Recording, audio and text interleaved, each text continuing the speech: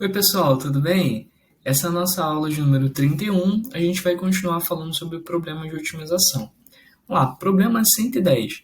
Uma lata de forma cilíndrica com tampa deve ser construída com 60 centímetros quadrados de folha de alumínio. Então, o que ele está contando para a gente é que a superfície desse sólido ela é fixa, né? Vale 60 centímetros quadrados. Se R é o raio da base e H é a altura da lata, que proporciona um volume máximo, calcule a razão R sobre H. Então vamos lá. A gente sabe, né? A gente sabe que a área da superfície de um cilindro é a soma das áreas das bases, 2πr ao quadrado, mais a área da superfície lateral, 2πrh.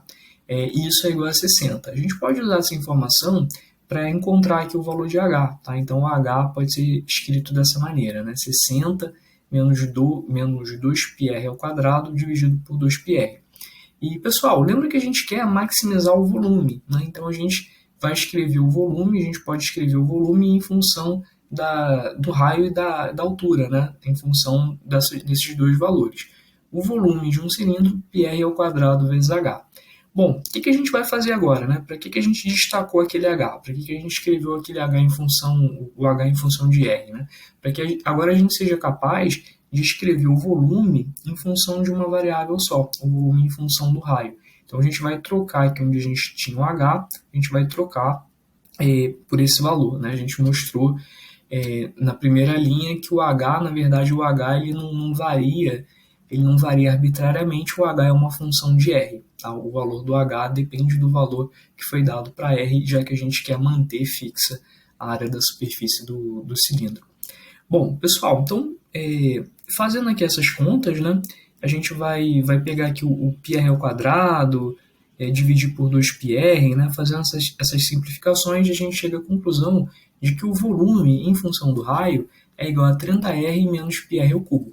Bom, a gente quer que o volume maximize, então a gente vai calcular a derivada. Né? Então, a derivada dessa expressão vai ficar 30 menos 3πr ao quadrado. Então, ficou menos 3πr ao quadrado mais 30. A gente iguala a zero, né, para poder encontrar aqui o valor que maximiza. Então, a gente vai encontrar que r ao quadrado é igual a 10 sobre π. Observa aqui, vamos voltar aqui na questão, né? Ele não pediu o R e nem pediu o H. Na verdade, ele pediu a razão entre esses dois valores. Então, vamos lá, vamos calcular essa razão. A gente pode calcular aqui de uma maneira fácil, em vez de calcular o R sobre H, a gente pode calcular o H sobre R primeiro, né? Nota que a gente já tem o H aqui em função de R, a gente pode dividir o H por R, né? Divide o primeiro membro, vai ficar H sobre R, e divide o segundo membro por R também, esse R aqui vai aparecer ao quadrado. Né? Então a gente calcula, olha só, tem essa expressão aparecendo aqui, a gente pode calcular. A gente pode calcular, inclusive, de uma maneira muito fácil, porque apesar da gente não saber quem é R, né, e dá um certo trabalho, tem que extrair a raiz, mas a gente sabe quem é R ao quadrado, então dá para substituir. Né? A gente sabe que R ao quadrado é igual a 10 sobre π, quando você multiplicar isso por 2π, vai sobrar 20. Então vai ficar 60 menos 20 dividido por 20, 40 dividido por 22. Ou seja, a altura é igual a 2 vezes o raio. A altura dividido pelo raio é igual a 2. E para a gente responder na pergunta do enunciado, quanto que é o raio dividido pela altura, aí sim, né, o raio dividido pela altura é meio. A gente inverte aqui essa primeira fração e inverte aqui o 2 também. A resposta é 1 sobre 2. Certinho, pessoal? Então a pergunta era, quanto que vale R sobre H? R sobre H vale meio. Bom, vamos lá, mais uma. Determine o retângulo de área máxima em lados paralelos aos eixos coordenados, inscrito na elipse 4x² mais y² igual a 1. Então a gente tem, né, inscrito nessa elipse, a gente tem um retângulo. A gente pode dizer a princípio, né, que os vértices do retângulo são menos x menos y, menos xy, x menos y e x e y. Tá? A gente pode começar assim. E a gente verifica, né, que a base então vai valer 2x e a altura vai valer 2y. Né? Então a gente vai conseguir calcular a área, né, a área desse retângulo em função de x e y.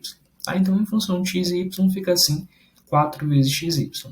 Mas, pessoal, na verdade, né, seria bom se a gente conseguisse calcular a área em função de uma das letras apenas, né, só de x ou só de y. A gente vai conseguir calcular a área em função de x substituindo aqui o y, né, isolando aqui o y nessa equação, né, e substituindo de volta. Né. Só tem um problema, né? A gente não consegue encontrar o y diretamente, né? A gente consegue encontrar o y ao quadrado, né? Senão a gente vai ter que extrair a raiz quadrada, colocar mais ou menos na frente da raiz, e aí fica um pouco mais complicado, né? Então, seria bom se a gente tivesse não o x ao quadrado, não o y sozinho, mas o y ao quadrado. Então, por isso, eu vou fazer o seguinte, em vez de calcular a área, eu vou calcular a área ao quadrado, em função de x e y. Então, a área ao quadrado é 16x ao quadrado, y ao quadrado. E aí você pode estar pensando, poxa, mas ele pediu a área máxima e não a área máxima ao quadrado, né? Será que não vai dar problema? Não dá problema porque a área é positiva. Então, quando o A for máximo, o A ao quadrado também vai ser máximo, tá bom? Então, a gente consegue trocar aqui um pelo outro, não tem problema nenhum. Bom, pessoal, vamos lá. Então, vamos fazer aquela substituição, né? Deixa eu voltar aqui. A gente pega a equação da elipse, 4x ao quadrado mais y ao quadrado igual a 1, e destaca o y ao quadrado para poder substituir. Então, a área ao quadrado era 16x ao quadrado vezes y ao quadrado. Y ao quadrado troquei por 1 menos 4x quadrado. E aí, fazendo aqui a distributiva, né? A gente acha 16x ao quadrado menos 64x à quarta. Beleza, agora a gente precisa derivar, né? Deriva aqui dos dois lados, derivada de 16x ao quadrado, 32x, derivada de 64x à quarta, né? Vai ficar menos 256x ao cubo, né? E a gente encontra, a gente descobre então que essa expressão se anula em duas situações, quando x é igual a zero é uma delas, e quando x ao quadrado é igual a 1/8, né? Ou seja, quando x é igual a mais ou menos a raiz quadrada de 1 sobre 8. Bom, pessoal, x igual a zero não convém para a gente, não convém porque lembra que x 2x é a base e 2y é a altura desse retângulo. Então, a gente não pode ter a base nula, né? Então, o x igual a zero não convém. Também não convém para a gente a solução negativa, só convém mesmo a solução positiva. X igual a raiz quadrada de 1 sobre 8.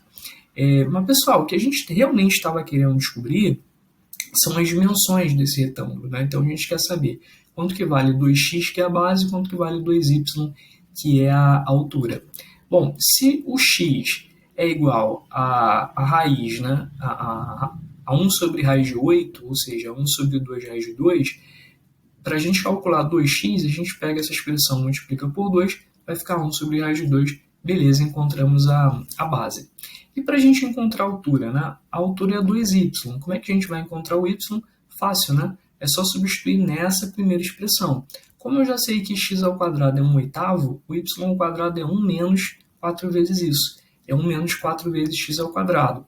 4 aqui dividido por... O x ao quadrado é 1 sobre 8, né? 4 dividido por 8 é meio, 1 menos meio, meio. Legal, o y ao quadrado é meio e o y é 1 sobre raiz de 2. Né? E o 2y, então, vai ser 2 dividido por raiz de 2. Quando a gente racionaliza, a gente acha a resposta raiz de 2. Então, as dimensões desse retângulo são essas, né? Base é 1 sobre raiz de 2, ou raiz de 2 sobre 2, se você preferir racionalizar, e a altura, raiz de 2. Ok? Bom, pessoal, vamos ver mais uma, né? Deseja-se construir uma caixa de forma cilíndrica de 1 metro cúbico de volume. Nas laterais e no fundo, será utilizado material que custa R$10 o metro quadrado e na tampa, material de R$20 o metro quadrado. Então, são materiais diferentes, né? Um mais caro do que o outro. Determine as dimensões da caixa que minimizem o custo do material empregado. Então, a gente pode começar dizendo que R e H são, respectivamente, aqui, raio e altura do cilindro, né? E a gente sabe que o volume é fixo. Então, a gente vai conseguir escrever aqui o H, pelo menos em função do R. Né? A gente sabe que πr ao quadrado é igual a 1, é o volume, e daí a gente tira que a altura é o inverso de πr ao quadrado. Legal, né? Agora, pessoal, a gente precisa calcular o custo, né? O custo vai depender aqui da superfície, né? Então, ele disse aqui que o fundo e a lateral é R$10 o metro quadrado e a tampa de cima, né, R$20 o metro quadrado. Vamos ver como é que vai ficar o custo, né? O custo você vai multiplicar por 10 a área lateral, 2πr ao quadrado, vai multiplicar por 10 a área da base do fundo, πr ao quadrado, vai multiplicar por 20 a área da tampa, que também é πr ao quadrado. E aí, somando tudo isso, a gente tem o custo em função do raio e da altura, né? Só que a altura, lembra, a gente já conseguiu escrever, deixa eu voltar aqui no slide anterior, a gente já tinha conseguido escrever a altura como o inverso de πr ao quadrado. Então, a gente pode fazer essa substituição, olha só, onde tem a altura a gente troca, e a gente consegue escrever o custo somente em função do raio, e fica da forma mais simples, né, desse modo. Hora de derivar, né? Vamos lá, hora de derivar. Derivando, deixa eu voltar aqui, vamos lá. Derivando aqui 20 sobre r, vai ficar menos 20 sobre r ao quadrado, né? E depois derivando 30 πr ao quadrado, vai ficar 60 πr, né? 60 πr. A gente pode colocar aqui 20 em evidência, né? Escrever dessa forma, e a gente quer saber quais são os valores que anulam essa expressão. E aí, né? Quando que essa expressão vai se anular? Bom, para essa expressão se anular, a gente precisa anular o numerador. Então, 3πr ao cubo menos 1 tem que ser igual a zero, né? Ou seja, r ao cubo tem que ser igual a 1 sobre 3π. Ou seja, o r tem que ser igual à raiz cúbica de 1 sobre 3π. E quanto que vai ser a altura, né? Lembra que a gente já tinha aqui o cálculo da altura, 1 sobre πr ao quadrado, né? Agora que a gente já sabe o valor de r, a gente pode simplesmente substituir. Então, o r ao quadrado, vamos lá, a gente vai pegar o r, vai elevar ao quadrado, né? Você vai elevar ao quadrado aqui dentro. Então, 1 ao quadrado 1, 1 ao quadrado 1, né? E aqui 3π ao quadrado vai ficar 9π ao quadrado. Só que esse π, aqui que está do lado de fora, né? Você pode passar ele para dentro da raiz cúbica como π ao cubo. Então, vai ficar π ao cubo dividido por π ao quadrado, vai ficar π, vai sobrar π. Por isso que aqui sobrou a raiz cúbica de π sobre 9. E aí você vai inverter, né? Inverter esse valor, vai ficar o π sobre 9, vai virar 9 sobre π, raiz cúbica disso. A gente tem a altura desse cilindro. Então, a altura, raiz cúbica de 9 sobre π, e o raio, raiz cúbica de 1 sobre 3π. Números bonitinhos, né? Bom, pessoal, próxima questão aí e última, né? Exemplo 113. Certa pessoa que se encontra no ponto A, olha só, esse pontinho A está aqui, ela quer atingir o ponto C. E tem um rio aqui no meio do caminho, né? Então, ela utilizará, né? Para isso, ela utilizará na travessia do rio, o rio tem 100 metros de largura, um barco com velocidade máxima de 10 km por hora. Isso para ir de A até B, tá bom? E para ir de B até C, ela vai utilizar uma bicicleta com velocidade máxima de 15 km por hora. Então, essa é a ideia, né? De A até B, ela vai a 10 km por hora, de B até C, ela vai a 15 km por hora. Determine B para que o tempo gasto no percurso seja o menor possível. Então, onde que o B tem que ficar aqui ao longo dessa linha, né? Qual é a distância, por exemplo, que o B tem que estar aqui dessa perpendicular que passa por A, por exemplo, né? Para que essa pessoa consiga fazer esse trajeto num tempo mínimo. E aí, né? Como é que a gente vai fazer? Vamos lá. Vamos traçar aqui uma reta, né? Chamar esse pedacinho aqui de x, né? Esse comprimento é x quilômetros, consequentemente, esse comprimento aqui é 10 menos x quilômetros, e essa hipotenusa aqui vamos chamar de y, né? E a gente vai conseguir determinar o percurso em horas. Então, y, olha só, y é essa distância AB em quilômetros. Como a velocidade do barco é 10 km por hora, a pessoa vai precisar, para cobrir esse percurso, ela vai precisar de y sobre 10 horas, né? Y sobre 10 horas. E para cobrir esse outro percurso, de B até C, como a sua velocidade é 15 e a sua distância é 10 menos x, distância em quilômetros e a velocidade em quilômetros por hora, o tempo vai ser esse, né? 10 menos x dividido por 15 horas. Pessoal, mas a gente tem aqui o tempo em função de x e de y, né? Vamos escrever o tempo só em função de x. Para isso a gente observa esse triângulozinho retângulo, nota que y é hipotenusa, x é cateto, e o outro cateto, olha só, é 100 metros. Mas como a gente está usando todos os valores em quilômetros, a gente vai precisar escrever esses 100 metros como 0,1 quilômetro, tá bom? Então a gente usou o teorema de Pitágoras para escrever o y em função de x, olhando para esse triângulozinho retângulo. Vamos lá, vamos ver como é que vai ficar, né? Agora é a parte da derivação, né? A gente deriva, deixa eu voltar aqui, né? te deriva essa expressão, e aí tem regra da cadeia, né? Aqui é raiz quadrada, né? Como se tivesse o expoente meio, você passa o meio para frente multiplicando, né? Enfim, a raiz ela vai lá para baixo, depois faz a regra da cadeia aqui, faz a derivada de x ao quadrado, 2x, enfim, né? Vai fazendo aí essas contas e a gente vai chegar, cadê? Na expressão mais simplificada. A expressão mais simplificada que a gente tem é essa daqui, né? É essa expressão. E aí o que a gente vai fazer? Né? A gente caiu numa equação irracional, né? A gente vai precisar elevar ao quadrado dos dois lados para poder encontrar o valor de x. Então você eleva ao quadrado de um lado, eleva ao quadrado do outro, né?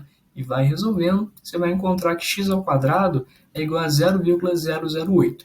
Lembra, pessoal, que x, deixa eu voltar aqui para mostrar para vocês, x é essa distância em quilômetros, né? Então a gente encontrou que o x é 4 vezes raiz de 5 sobre 100 quilômetros, né? Só que ficou muito pequeno para a gente representar em quilômetro, né? Faz mais sentido que a gente representar em metro. Então você pega o valor em quilômetro, multiplica por 1000, você vai encontrar 40 raiz de 5 metros, essa é a resposta correta. Então essa distância, olha só, deixa eu voltar aqui, essa distância tem que ser de 40 raiz de 5 metros, né, para a gente localizar aqui o ponto B, para que essa pessoa consiga cumprir aí esse percurso no tempo mínimo. Certinho, pessoal? Então, foi isso, né, por hoje. Tchau, tchau, bons estudos e até a próxima.